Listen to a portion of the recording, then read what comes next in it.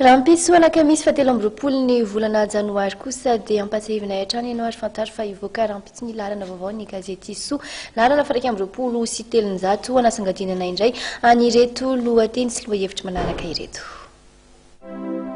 Dimy taona izao no niarako taminao, niarady fankaty fampitantana tsy ny fandao,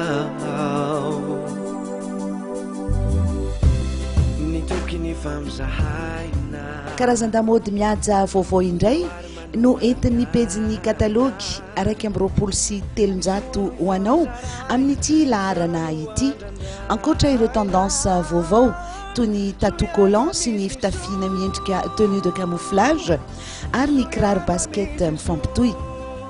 Ny sehatry ny fahasalamana kosa dia resahan'ny so ny mahakasika ny fitombon'ny lanja be loatra na koa ireo aretina azo avy amin'ny fifohana sigara.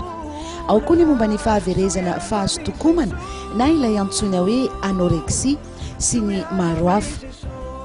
Ireo tantara mahaliana maro maneran-tany kosa no anisan'ny mandrafitra ny pejy sosialin'ny so.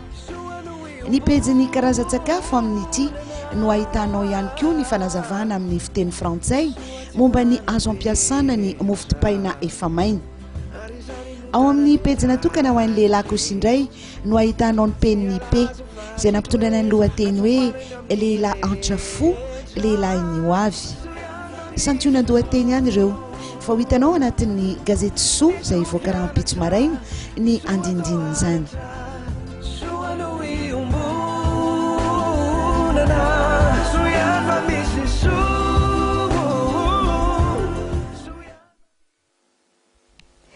Nentina nanakatonana n'izao fotoana ny rahantsika izao ihany koa mofo ny fampahafantarana iny mankasitraka anao hatrany nanjoy ny vaovao hatramin'ny farany mamefotoananao rahampitso amin'ny 7 ora hatrany ny tenako mandrapiona.